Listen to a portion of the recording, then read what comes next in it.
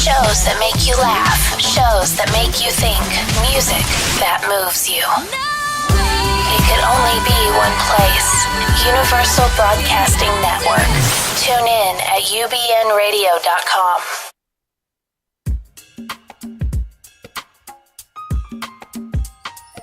Welcome to The Actor's Choice, where the actors and actresses have a chance to talk about themselves and their careers. Join us now for the next hour as we explore the marvelous industry of acting by actors and actresses from today's exciting show business world. And now, direct from Hollywood, here's your host, Ron Brewington. Hi everybody, I'm Ron Brewington and welcome to The Actor's Choice, brought to you by Photography as an Art. Harvey Brandman, master photographer, located at 1307 North San Fernando Boulevard in Burbank, California. And attorney Ron Irwin's newly released book, Mass Murderers in America, now available from Lulu.com at a 30% discount price. And from our newest sponsor, author Larry Buford's book, To the Future, a time travel message in a capsule, now available in paperback from Amazon for only $17.95. Our guest today is a veteran actor who has 83, probably more, IMDb acting credits. He's known for his work on Fatal Attraction, Father the Bride, and Jaws the Revenge. Today, he'll share with us what it's been like since he started acting in 1978. Ladies and gentlemen, please welcome J.D. Hall. J.D., thank you so much for coming in today. Just want to let our guests know we had another gentleman who was scheduled today, Jim Grohlman, and he called me last night about almost 8 o'clock. I got a message that he was in the hospital with kidney stones. So I got on the phone and started calling people. I called this person, I called that person, and my hand fell on J.D. Hall. And something said, Ron, I think you got the right man.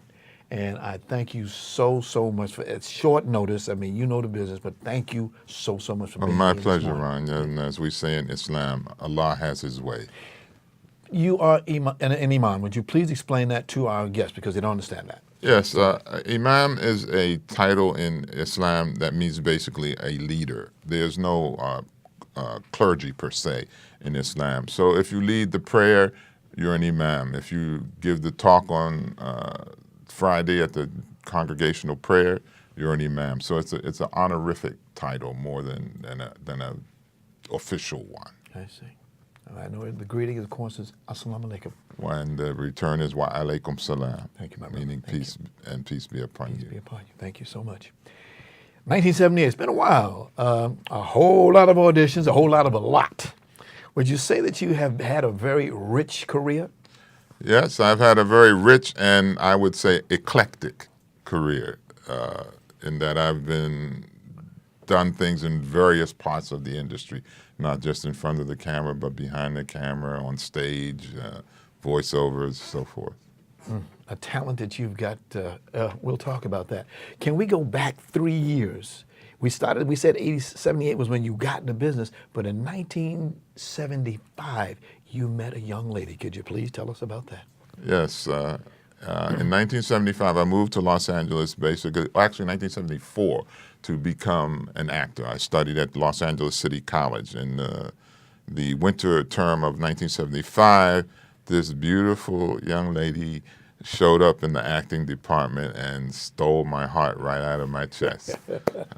She couldn't stand me, but I was so smitten by her that if I'm going to go down in flames, I'm going to go down in flames, but I'm not. I got to give it all my best shot.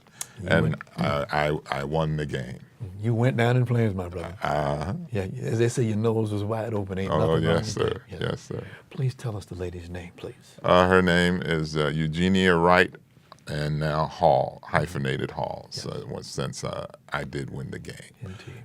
We had a son, Issa, who's 34 now. 34. And he does some voiceover work as well, and various other things. He has an eclectic career as well, and a little boy who will be 3 years old on the 1st of August. Grandpa? Yeah, I have 7 grandkids. Woo, get out of here. I thought I had 5. I thought I was bad. Oh, hey.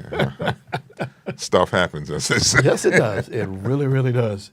You know, they don't give away IMDb. We talk about IMDb credits all the time on this show because a lot of people don't understand what that means. Because a lot of times, as you know, when people are looking for roles, the first thing they go is where? To IMDb. Right. If you're in an IMDb, which stands for what? Yeah. Internet Media Database? No, it stands for, oh my goodness, you asked me the wrong question.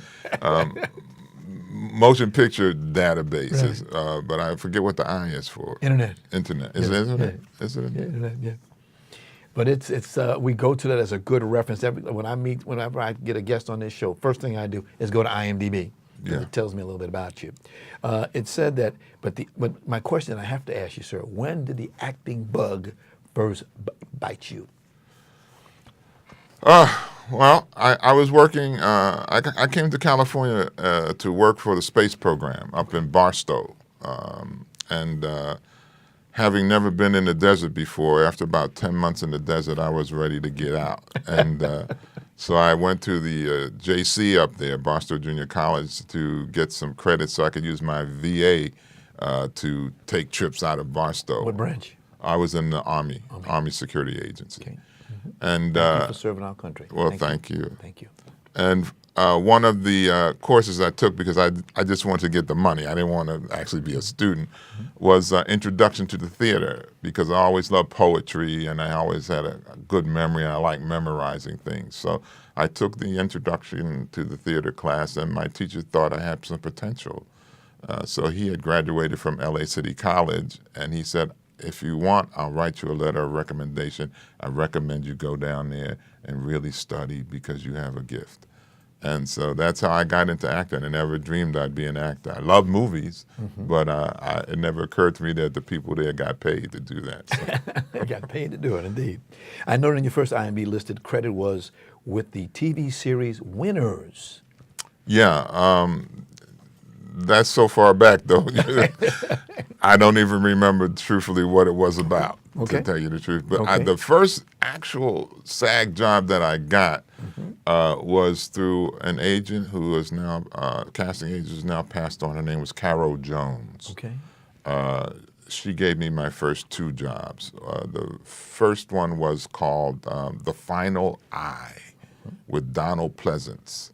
And I was a reporter. And my line was, why wasn't he left at the hospital? You remember it. Oh, of course. That was my first SAG job. Did you take the check and put it up on the wall? Oh, no, I spent it. I needed it real bad. Oh, shucks. Shows you how times are these Yeah. days. And back then, indeed. You got your next role in 1979 in the hit TV series How the West Was Won. Yes. Now, what was it like meeting actors and actresses and learning the system when you're at that point in your life in career? Well, it was exciting to be on a set. I felt like a professional at that point, you Okay. know, that someone had actually hired me and was going to pay me money to do what I had been doing for free since I had gotten out of LA City College in terms of doing theater around town. So I felt like a true professional. I learned how to be professional on the set, how to be on time, know my lines, Yes. hit my marks. All of those things I learned in those beginning years from actors on the set and being on the set and around it.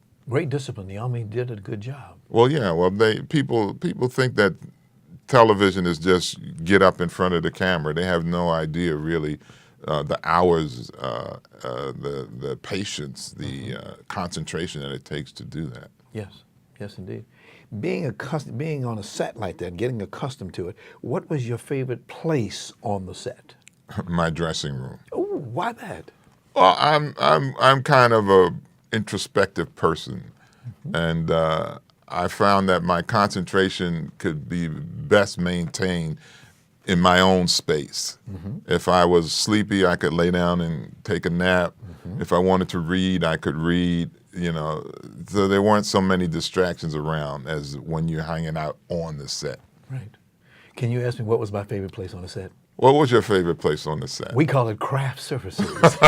That's where the food is, right? Food is it? That's where I used to always hang at anytime on the set. Well, I mean, that's a good place to hang. Yes.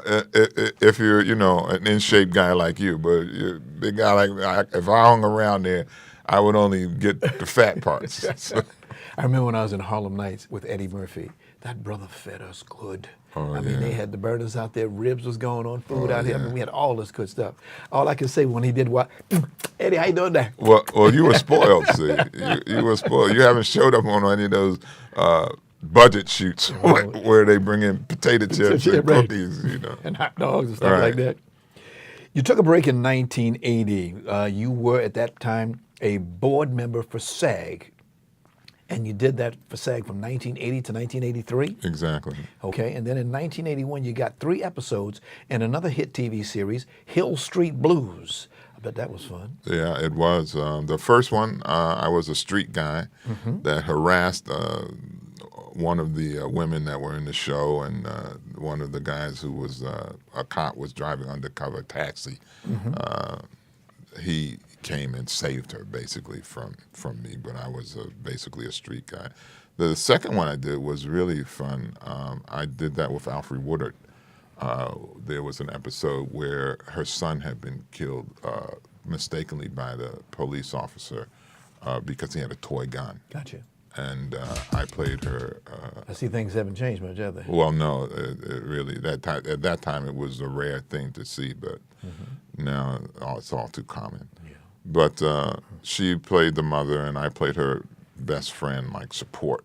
And so I had several scenes with her. That was a lot of fun to do. Have you run into her since then? No, I haven't. Wow. Okay.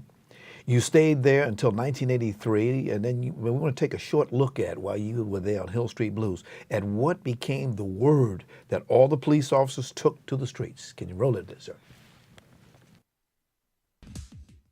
As we roll, therefore, it behooves us not only to keep our heads up as appropriate, when we pass those storm drains and sewers, which are the intersection of this poor creature's world with our own, we best keep our eyes down as well.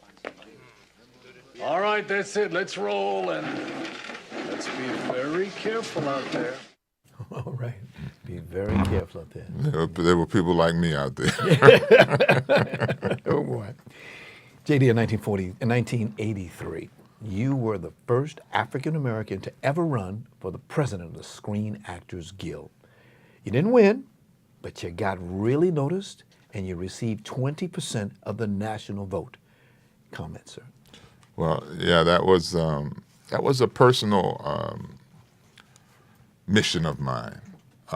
When you understand that no black person had not only run for presidency of the Screen Actors Guild, but any of the major guilds, and basically all it takes is a petition with 60 names on it to get on the ballot. They have a nominating committee, but they nominate the named people. Got you. So I took my petition outside the SAG building and got 60 signatures and got on the ballot because I wanted to take the zero off the board. And I was able to do that. I ran against my good friend Ed Asner. And at that time, he and Charlton Heston were having a major beef. So I got into between that beef. There's a picture of me and Charlton Heston, a big poster of him, one of Ed Asner on either side, because they refused to debate me. So I had a debate where I answered all the questions. I asked them if they have anything to say. Of course, their photos, they're not going to say anything. So we were trying to tweak them as much as we could, because my feeling was that big name actors really don't understand what the struggling actor goes through.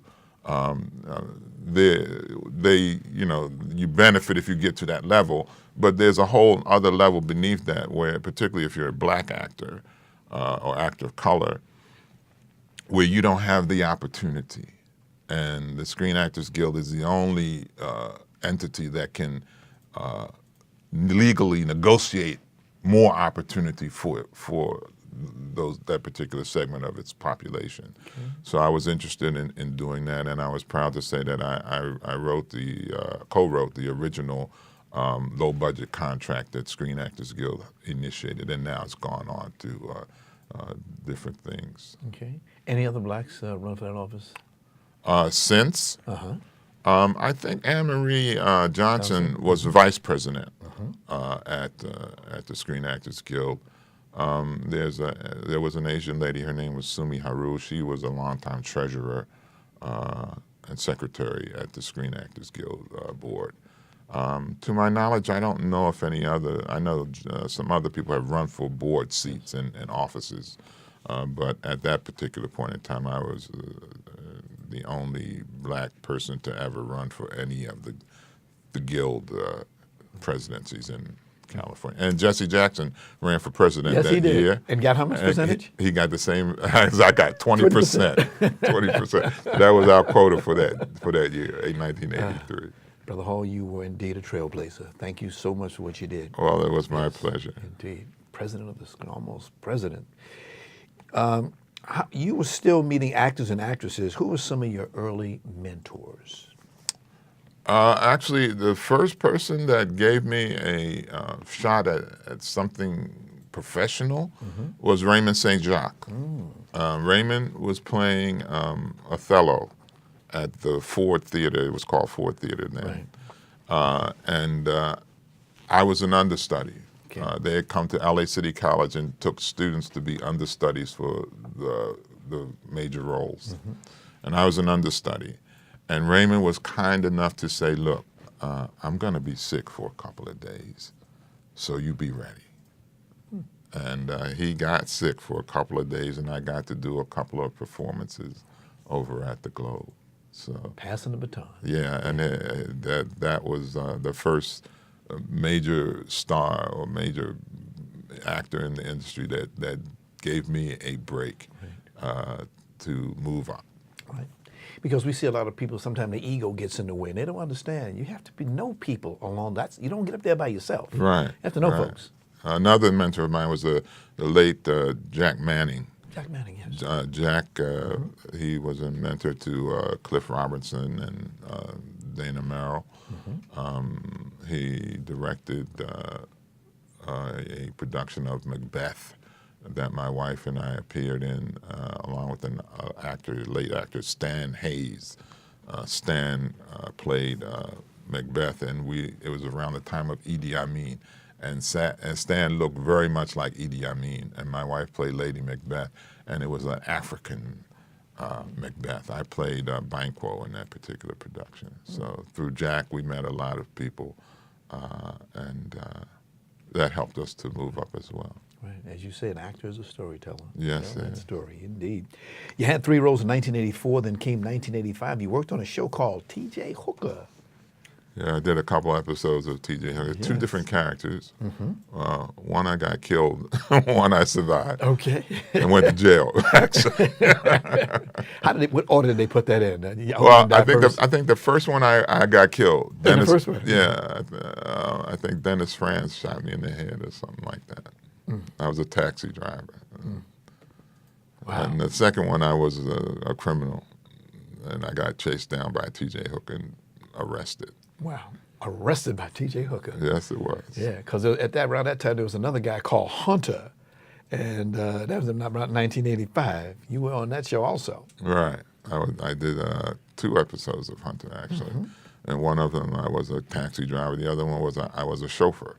So every time I did that, I was driving something or somebody. That was a hot show.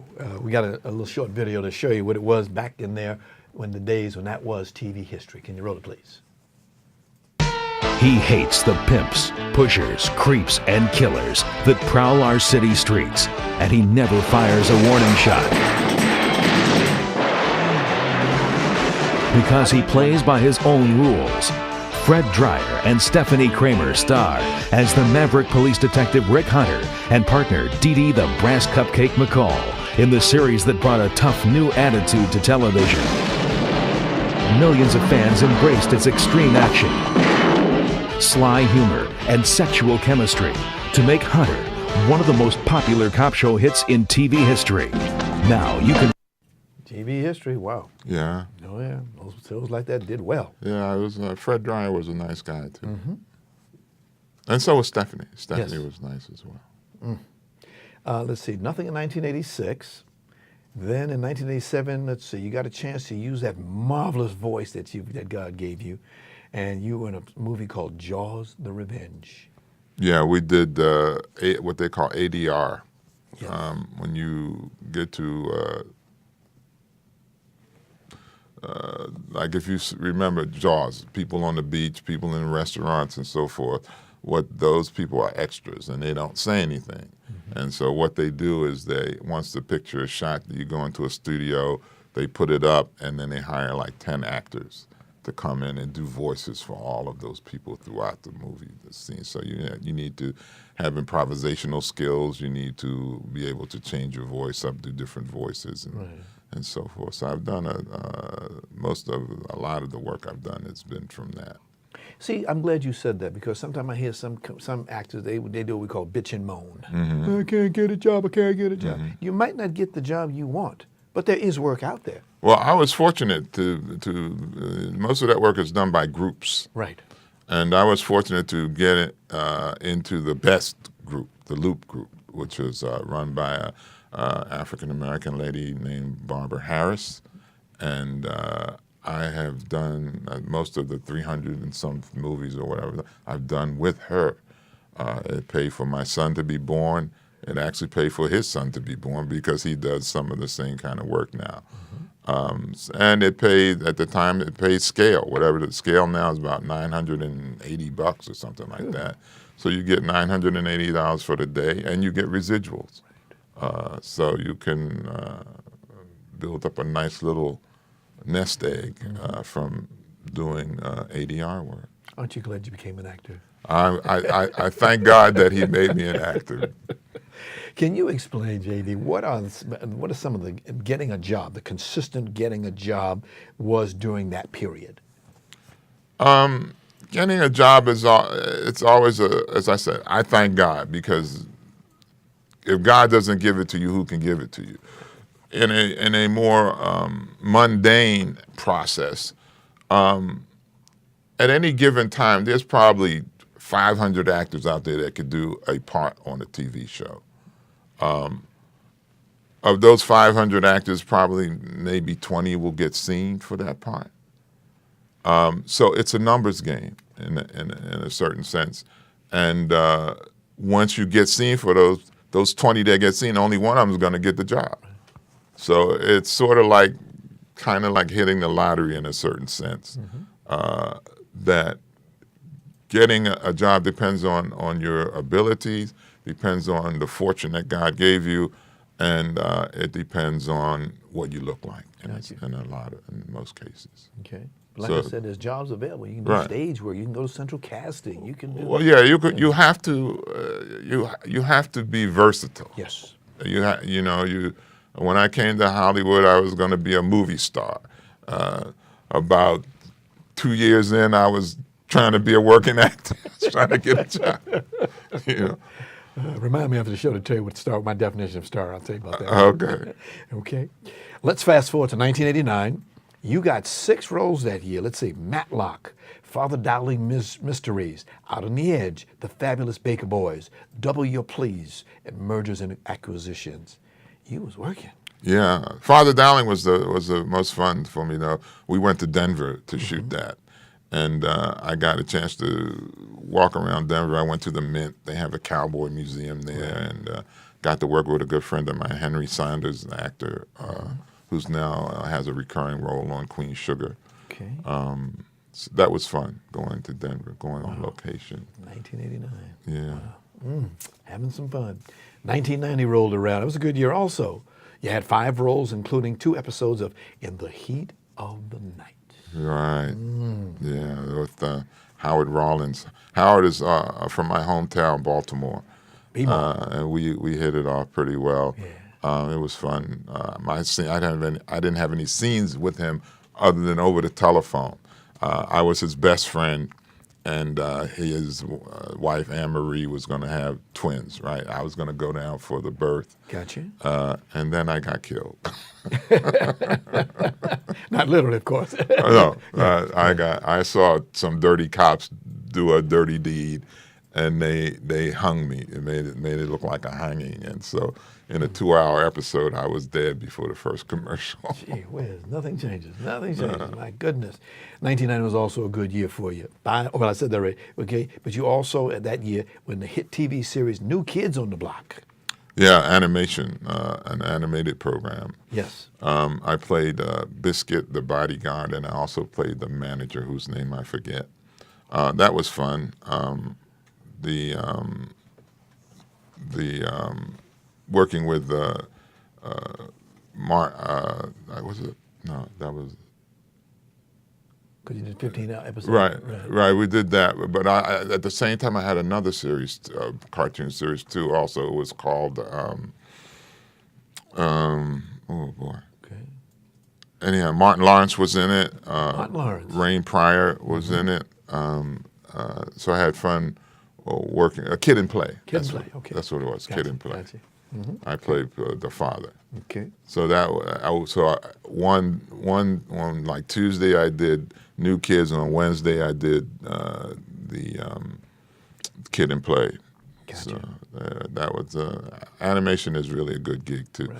because you go in there for 2 hours, and anything over 2 hours is overtime. Overtime. Right. Yeah. Right. Last week I had a voice actress here on the show, and we had the question came up about actors versus voice-over specialists, people who do the announcers. Mm-hmm. Some get left. Somebody's going to get left out in the cold. There's only so much work out there for a VO. What's your feeling about that? Because you got a good voice. Well, I've done both. I had a Sony commercial a few years back where I did while I was announcing them, actually the narrator of the piece. I've done narration for Undercover Brother. I'm the narrator in that. I've also done narration for the beginning of the first Scorpion King movie. Okay. Those things have a different style than say like ADR work. As I said, ADR is more improvisational, more you make it up. Usually there's no script. Sometimes there is. You revoice someone or something like that.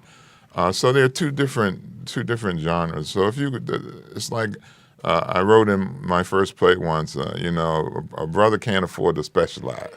You gotta. The more things you can do, the more opportunities you have to get work. That's true. That's true. You can't specialize. You can't be a Tom Cruise. No. No. Okay. You have to do a little bit more than that. Denzel, he can specialize. He didn't win last night at the Tony Awards. I thought he was going to win for he's on Broadway right now. Yeah. He didn't win last night. These things happen. He's got Academy Awards. One of those things. He can go home and hug his Academy Indeed. Award. You also, from 1990s, in 1994, you did 34 episodes of your voice for Phantom 2040. Yeah, that was fun too. The late Margot Kidder was in that. Got you. And I worked with Leah Remini was also in that. Okay. And Malcolm McDowell I did a Spider-Man also. Malcolm McDowell was in that one. So, as I say, animation is nice. Right. Animation is nice to do. And that was a kind of forward edge series because it was about the Earth after being polluted and how it was reviving and coming back. And the Phantom, I was Goran, who was the Phantom's guru, basically speaking. If you know the cartoon strip, he's the advisor to the Phantom. And I had lines like, "The Phantom never kills. You are the hope of the world." Got you. Yeah, so I was that kind of guy. I wore a turban, and my character did anyway. How do you take care of that good voice you got? God gave it to me. He takes care of it. Got you. I have never. Myself, I've never thought my voice was anything special. The first time I ever got any compliment to it was, I think I was in the 8th grade and 9th grade. There was this girl in my class. She said, "I love your voice." And I'm like, "You do?" And it wasn't until I actually went to acting school and my teacher was commenting on my voice that I realized I had a voice that wasn't like everybody else's. Right. So. It's a gift. Yeah. Gift. Wow. I still don't get it, but what can I say? Okay, the 2000s came around. That, let me see, from 2001 to 2009, you worked for Disney, didn't you? Yes, I was the narrator for the Hall of Presidents exhibit down in Orlando. And I never heard it other than in the studio when I was doing it. But I had friends of mine that went to Orlando who saw the show and heard my voice. Someone else, I had two other friends who independently of each other said that they heard my voice at the Civil Rights Museum in Memphis. So I'm going to Memphis at the end of this month to see if it's still there, because I don't remember doing it, you know. But if I'm a part of that, I really am proud to hear that. That is beautiful, beautiful. You broke into the 2000s with 6 roles in 2002, and then in let's see, you had 4 in 2007. You had a show called Lincoln Heights. Yeah, that was 4 episodes. That was I played Reverend Denny Hammond. Okay. I modeled him after Al Sharpton, and he was an activist reverend in the neighborhood. Maybe he was too activist because they killed me in that one too. Man, you showed out a lot. You're like a cat. Oh man, you know the actress Tina Lifford. Tina is on very fine actress. We go way back. The first play I wrote, I cast her in it, right?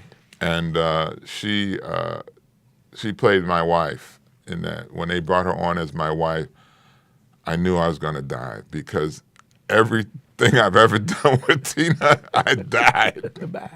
I died. Even the play I wrote, I died. What's she doing these days, Tina? Tina is on Queen Sugar. She's the matriarch of the family, and just a wonderful actress. Wow. Well, I'm so proud of her. I always take credit for discovering her. She'll tell you that if you mention my name. He always says he discovered me. But yeah, she was working at a publicity agency, I think. When I cast her in the play that I wrote, the first play I wrote was called Void Where Prohibited by Law, about a black actor who couldn't get a job. And he winds up taking 2 policemen hostage, and then the network gets involved and asks him to hold them, and it's kind of like the movie Network in a certain sense in the ending, that type of thing. But it had a lot of the angst I was feeling at that time in it. Gotcha. She was in the PR business. Yeah, she was in the PR business. Because I know another lady who was in the PR business, Ava DuVernay. Yeah, well, my wife became a PR person. Really? That's right, she stopped acting and became a PR person. Because I used to work for American Urban Radio Networks, and Ava would turn me on to all these different actors to do interviews with. Right. Now look at her. Yeah, big time. Big time. Ava, if you're listening, we'd like to get you out here on the show. We'd love to have you come and sit down. Come back and talk to Ron again. Love to see it again, indeed. Let's take a look. Brother Estes, could you do us a favor and roll that when you see Brother Hall in Lincoln Heights with that voice?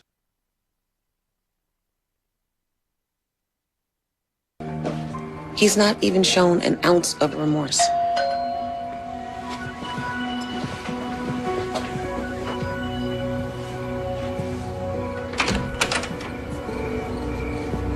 Officer Sutton, Reverend Hammond, I know I'm the last person you ever expected to darken your door. You're damn right.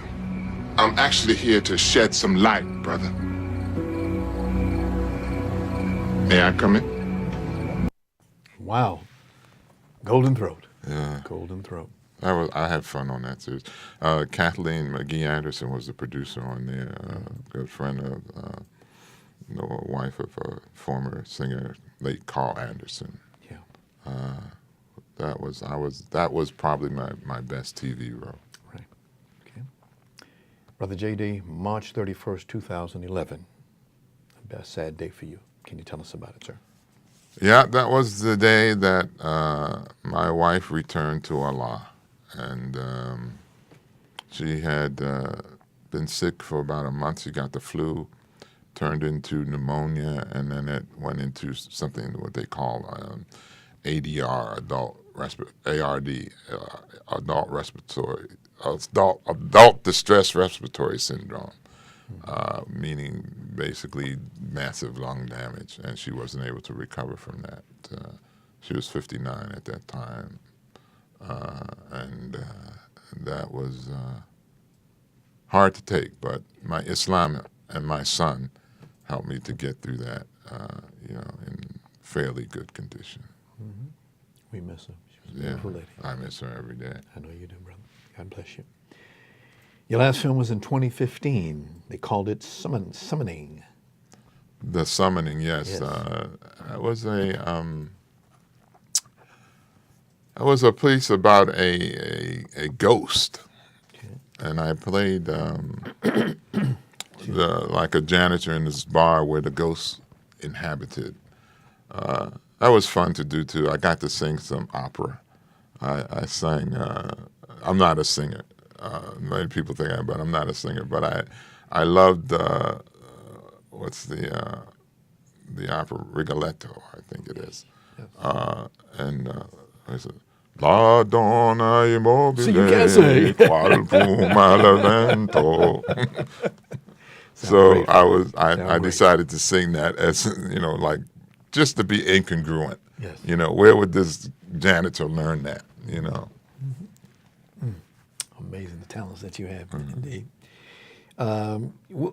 I'd like to say that you had a great time in the industry. That's what I'd like to say. Now, would you think the same thing? But before you answer it, we want to take a short break for some commercials, and then you can tell us about how great of a time that you've really had in this industry. We'll be back with veteran actor J.D. Hall when the Actor's Choice continues. The studio of Harvey Brandman, Photography as an Art, is proud to offer a $100 discount off of any photo package for you or your family, valued at $300 or more. Harvey has been in the business for nearly a quarter of a century, and he certainly knows just how to take care of you as a customer. So please give him a call today at 818-954-9294. That's 818-954-9294. You'll be glad you did. And by the way, please tell Brother Harvey, my good friend, tell him that you heard about his offer right here on The Actor's Choice.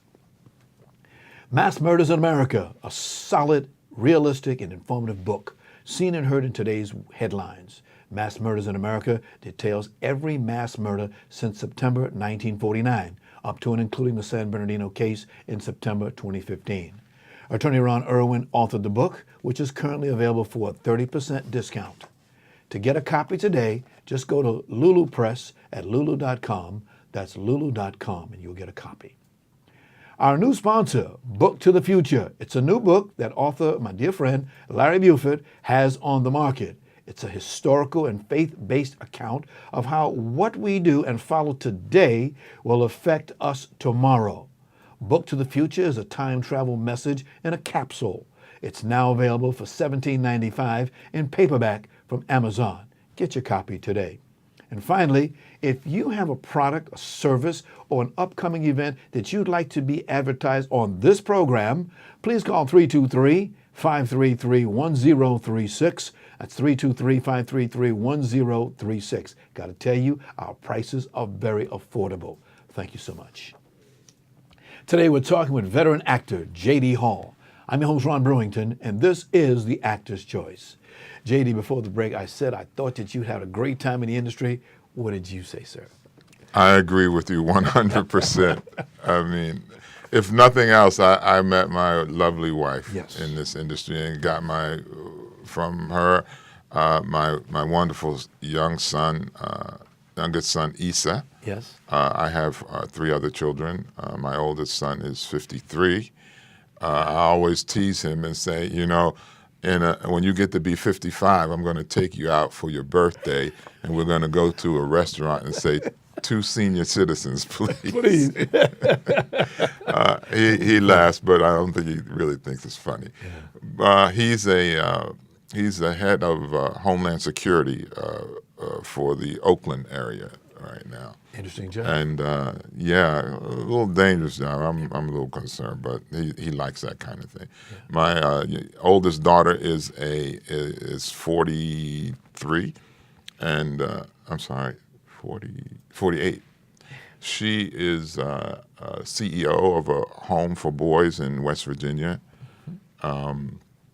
My youngest daughter, she and her husband have a tech company, and they're in real estate in Atlanta. I have a grandson from her, 5 years old. My oldest daughter has a son who is 25, And then my youngest son, Issa, who is 34, he and his wife have a little boy, Noah, who is a force of nature. Yes. He'll be 3 rather, in August. 2 comments. First of all, you don't look that age. You don't look that old. And second of all, you got a lot to be proud of, my brother. Oh yeah, those are my jewels. Those are my gifts from God to leave with the world. So I'm very pleased with all of them. Whenever you come see, what's the first thing they say? Grandpa, Grandpa. They grab you and hold you. Yeah. Yeah. Granddad. Actually, my youngest granddaughter, Aliyah, she was diagnosed with leukemia at the end of 2016. They lived in the Porter Ranch area, and her school was about a mile from that gas leak they had there. So we believe it was related. But got a lawyer? Well, they're in a class action lawsuit for the whole community now.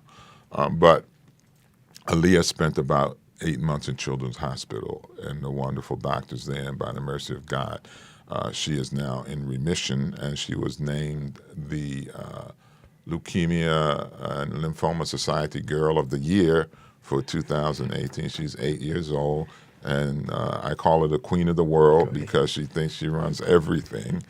Actually, she met the Duchess of York at the hospital, and her mom goes, "Oh my God, she met the Duchess." I said, "What's unusual about that? The queen of the world means the Duchess of York." So, but she's an indomitable spirit. I love her very much, and she's a great little kid, and she has 2 older sisters and an older brother. Right.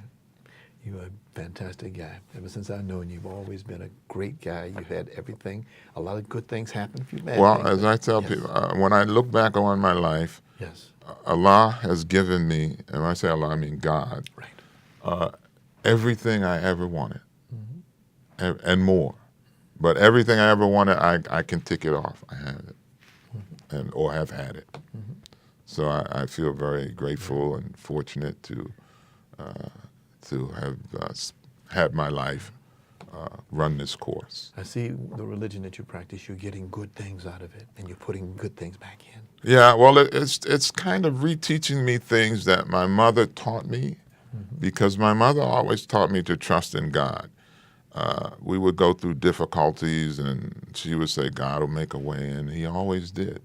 And, when you get to your smelling yourself stage, you kind of forget that. You start thinking that, you make everything happen until God slaps you upside the head and say, let me give you a heads up. You can take this and be successful, or you can ignore this and I'll put something on you. So I learned my lesson. Yeah. Thanks God. Amen. Current projects that you're doing? I did a commercial this week. I can't talk about what it is. They made me sign a do not disclose thing. But it was the first commercial I've done in about 15 years. I'm not really a commercial actor, but God gave me that one.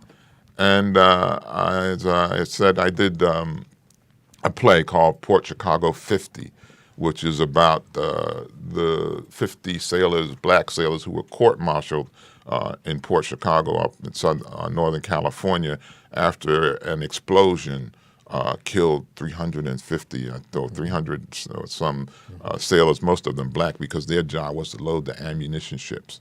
They didn't have proper training or safety equipment. And so when the explosion happened, they sent the survivors back in to clean up the body parts and all, and wanted them to go back to work. Well, 50 of them refused to go back to work until there was proper training and safety. They court-martialed them, and the play was the story of these 50 men. Right. Well, not all 50 of them, but a representative group of them. And I played the one of them was pardoned, I think, by Clinton, or I think it was Clinton. And I played him as the older guy. I was basically the narrator, the storyteller, while the other actors acted it out. And there was an actor who played me as a younger person. Right. So I did 6 or 7 performances of that around California, which was fun.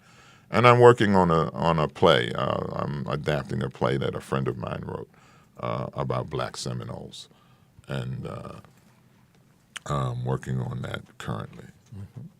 So you're doing some writing. Yeah. Once again, I'm doing some writing. I used to write at Disney. I was in a Disney writing program for 2 years. Never got anything made, but I wrote some things I was proud of. One of them was a biography movie for Frederick Douglass. Okay. But a friend of mine asked me why I had stopped writing. Did I write? I said, no, I don't write anymore. He said, why not? I said, because since I became Muslim, I understand how things are. To be a fiction writer, you have to be able to make things up. And I can't make up things anymore. And my friend made it up so I can improve on his imagination. I guess that's what's happening. Indeed. But his dear friend of mine was a professor of mine in college, and this is something I want to do for him. Gotcha. To try to get this show up on its feet for him. You gave me some advice in the green room about how it's necessary to continue to write day in and day out. Yes, if you're going to be a writer, you have to write something every day. No matter if it stinks or it's great or whatever, but every day you have to work that writing reflex muscle to be able to write. Because otherwise you leave it for 3 or 4 days or a week, you find something else to do. And that's how I knew I really wasn't a writer. I could write, but I wasn't a writer per se, because I didn't have that sense of every day I got to get to my computer and put something on the page. Now, when I was at Disney trying to get a movie made, I did have that. But once I left there, that kind of left with it too. I guess because I do so many other different things. Because I know I teach and I tell a lot of students, if you're going to write, have a good attitude. Don't problem. If someone corrects you, don't get mad about that. Yeah, that's another thing. Criticism. Having your work, critiqued. Right. And being open to making changes. That's a must in screenwriting. Oh, yes. And probably as well in all the literary writing if you are going to be published. Now, if you're going to publish yourself, you can do what you like. Indeed. J.D., since we're talking about writing, would you tell me something, my brother? How do you solve writer's block? Well, as I said, you have to write. Okay. You have to write something. If it's no more than Mary Had a Little Lamb, his fleece was white as snow. If you write that and you go, well, that doesn't have anything to do with it. It may get you into the next, or may stimulate some, or maybe it does have something to do with it, Can I work that in somewhere? So if you write something, you have to deal with it. And don't edit yourself, I found. You can edit after. Get it on the paper, and then you can edit if you need to. But many people start to edit in their heads, so what's really true never gets onto the paper. Gotcha. Good advice. Can you ask me that same question? Okay. All right. How do you solve writer's block? Very easy. When I'm writing and I hit a wall, I pull my wallet out of my pocket, look at it, and put it back in. So you have that money motivation. Hey, I got to pay rent and bills and stuff like that. That has motivated a lot of people, myself included. Oh, goodness. Because one of the things, and you mentioned, I have a list of what I call my favorite 4-letter words, and my favorite 4-letter word is idea. Where do you get your ideas from for movies, stage roles, TV roles, things like that? Well, from Shakespeare, basically. It's just Shakespeare said that all the world's a stage, and the men and women in it are only players. He also he also said that the purpose of playing, of acting, was to hold a mirror up to life and show it its form, and so life is the teacher. Okay. And as they say, truth is stranger than fiction. Yes, it is. You We got a few more minutes. Do you ever want to be a director? I've done some directing for stage. I never want to be a film director. That's way too much work.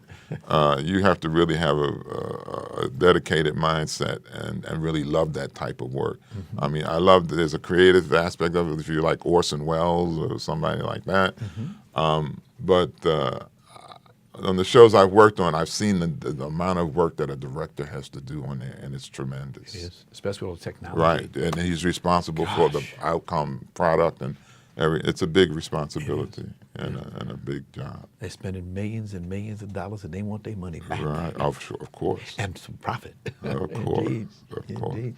Now, we were talking about stage right? I just want to let you know, and our audience will know, James Burks. Yes. He and a few other people have gotten together, Dr. Sandy Shafi have gotten together, and they're putting together an actors festival this summer at Leimert Park. I spoke to James a couple of weeks ago. Ted Lange had a reading over at the Vision Theater, right. And he was telling me something about that. Maybe I can get this piece together in time for that. I don't know. When we finish here, before you leave here, call him up. We'll get his number. Call him up and let him know that, because people are sending him supplies all the time, new ideas. Okay. Yeah, that'd be nice. But we want to let people know, as you know, there's every year there's a Black theater festival in North Carolina. Right. He wants to have it alternate between every other year. Right. It would be here as opposed to which I pray that Allah would give them success in getting that done. Indeed. Because it would help to revitalize the Black theater in Los Angeles, which has kind of basically suffered since the death of the Inner City Cultural Center. Oh, yes. Were you involved with this? Oh, yeah. I thought so. Oh, yeah. I was in Inner City. Yeah. Matter of fact, I won one of their short play competitions where they play about the riots, Rodney King riots. Gotcha. Short play about that. And I did, C. Bernard Jackson wrote a play called Iago. Yes. That was the first play I did at Inner City, and that was the last play I did at Inner City with him. Years later, we went to New York and did it for the Black Theater Festival there. And Inner City was just a magical place. Yes. You know, if you wanted to get involved in theater in Los Angeles, you just go down, walk in the door, hang around for a few minutes, and somebody's going to give you a job doing something. Gotcha. And you'd see Bea Richards, and you'd see, Paul Winfield. You'd see all kinds of people. Denzel Washington. Glenn Turman. Yeah. Aretha Franklin brought us lunch one day. I mean, Right. Bea Richards, that was the kind of place it was, you know. It was egalitarian, and it was wide open, and God bless C. Bernard Jackson and the other people that helped him put that place together following the Watts riots, I believe it was. Just so you know, C. Bernard Jackson, we put him up for a star on the Hollywood Walk of Fame. They're meeting now. I don't want to give it bad news, but we sure hope that he gets a star. I pray that he does as well, and if you need any testimony from me, I'm ready, willing, and able, as they say. Thank you. We only have a few more moments. One of my favorite questions is, how do you, J.D. Hall, want to be remembered?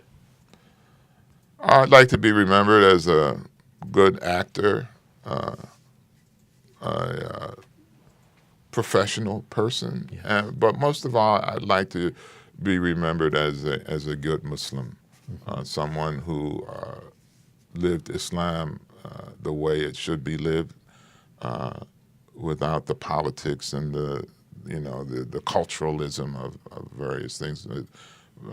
Islam is the Prophet Muhammad, peace and blessings be upon him, said that Islam is greeting people and sharing food with them and being available to them to do service. Yes. And so that was one of my motivations of coming to do your show today on short notice, is that I consider that a job from God. You know, God said, your brother needs you. Get over there. Well, I thank you very much. I didn't tie you up today, so. No. Go. Monday is my best day. I want to thank you so much, sir. Thank you so much, Iman Hall. Thank you so much. My pleasure, Ron, and thank you so much, and continued success with the show. Indeed. Thank you. Special thanks to our sponsors, Harvey Brandman, Attorney Ron Irwin, and Larry Buford. I want to thank our guest today, actor J.D. Hall. We want to thank you for joining us, and we'll see you again the next time. Thank you, brother. Thank you. My pleasure. Thank you. Need to get you to come back.